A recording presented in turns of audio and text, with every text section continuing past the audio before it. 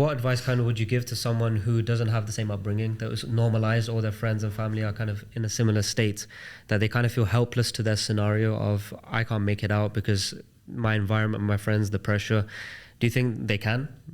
100%. I think you've actually got an advantage when you're in that scenario, because your upbringing is your greatest advantage, and mine was for certain reasons. But no matter who you are, you recently gifted us a book. The Obstacle is the Way, and I've been reading it every day. That's true. And in that book, they talk about the fact that if you look through your life, everything that leads to the success that you have now comes from the fact that you had an obstacle in the past. So if you're currently sitting in a position or a place where your life sucks and you hate your life and you're in a bad family, in a bad situation, you're actually very privileged in a fucked up kind of way, because you've already had your hardship.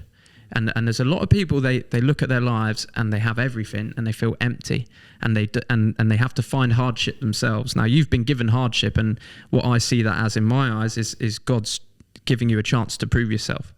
So as long as you have inside of you the belief that things can get better, and you start doing just a little bit by little bit to try and improve your life, you've already hit the bottom. Most people have to find it. Most people have to find their struggle. You're living yours already. So you can use it as your advantage, turn things around. I had a real life experience of this. Literally, this is how I am the man that I am today. Mm-hmm. So my dad was a very wealthy individual, had a great business. I moved there when I was 18 to work with him, and I worked with him for 3 years. One day I turn around and my life is switched upside down. I'm not going to go into the details of it. People who know me know the story. But I had the life, and then it's just flipped upside down. Gone. Everything gone. What age is this? This is when I was 20 years old. So I had to leave Italy, and I went to New Zealand on my own for a whole year. And that moment, I had everything ahead of me. And when I was working with my dad, everything was going great. And I wasn't as motivated as I am today. I had everything given to me on a plate in some ways. I mean, to be fair, that's not a right way to say. I still had to work for my dad, but I had a good life and I had a very good upbringing. But when you have that situation, like you just said, the obstacle, turned my life around. I had no more support from my dad, had no more support from any of my family members. I had to rely on myself. And that's what made me who I am today. There's no way I would have been as successful as I am right now if I didn't have that burn or the necessity of survival to keep going. Because when I got back to England from New Zealand, I was completely broke. I'd spent all my money on traveling. I would work for a month, travel for a month, work for a month, travel for a month. Got back to UK, and I was going to go and live back in Italy with my dad. For various reasons I didn't. I said, I'm just going to get a job in the UK for a bit, get a bit of money. And that part of me where I had no one to rely on is that's why I became so successful as I am now, because I know no one's going to help me out anymore. I've got to rely on, and that for me is the most fulfilling.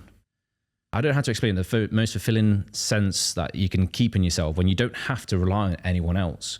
I don't have to rely on anyone to provide anything for me apart from myself, and that is a very, very strong emotional, strong thing to keep inside yourself. And you guys probably have the same thing. And that's something you can see on wealthy environments with their kids, is like they go through high school, they go through university, they go to very nice areas, or cities, to party and to have a nice university. So that's also the difference between moving an environment, going to a place like New Zealand, being broke, or you choosing to go to, let's say, study in Milan, where you will have been around all your boys or all your friends partying, and then all those 4 or 5 years are thrown because of course you're getting a degree and all this, but I mean, like, they're not going to shift you as when you went to another country, you're broke. That's where also I cannot relate, because my friends are doing very good on the corporate side, but no one had the ego to start something. And the reason is also for my environment place. I went to America, I had a full scholarship, yes, but things are not getting paid. If I want to go on spring break, my dad has to send money, and then he's not going to be like, I'll throw you 1K for you to go and party. So that's when things, and moving out of your environment, if not, I would have been just studying in Madrid, having like a nice life, nice university, partying, and then when I'm 24, I'll be like, oh, like, now what? That's when life hits you of like, oh, now I have to go to a place that I don't want to work, at least myself. That's kind of, I think you're totally right. Like, going that places makes your story. Now look at you, like, you're very young, and then you have a story to tell. I don't know if you guys have read the book. It's called Subtle Art of Not Giving a Fuck. And I'm kind of, all three of you have said similar things from that book, which is essentially, and there's famous sayings of seek discomfort, or Hamza says, do the hard work, especially when you don't feel like it. Tate's methodology is basically be disciplined. And in that book, they give a parable. I don't know if it's a real story or not, but it's a very wealthy man, and he went through hell to get to where he got to be a wealthy man. So much hardship, and they're explaining the story. And because he has so much scar and trauma from his life, he was like, when I have kids, I want to give them the complete opposite. And he did it. And he was like, he's going to create this huge compound, and the kids are going to have butlers and maids, and they're not even going to go out to the city. They have everything given to them. So these kids were living in a bubble, and he was thinking, okay, if I shelter them from everything, no problems, no stress, no pain, nothing. And you'd think, okay, the kids are going to be a very stress-free life, and they're going to be very happy and fulfilled. But actually, the kids ended up the complete opposite, and they started to feel depressed. They started to feel unmotivated. And then the story goes on to say that one of the kids broke out of the compound, and actually, for the first time, went into the city. I think it was a poor city. So then the kid was seeing all of the suffering around and realized, oh wow, I've been living a lie my whole life. And then was very angry at the father, like, why did you hide me from the world and the feelings that they were feeling. And I can kind of see in all of us, it's the idea of putting yourselves in new environments and throwing yourselves into a fight camp, throwing yourselves into a new situation.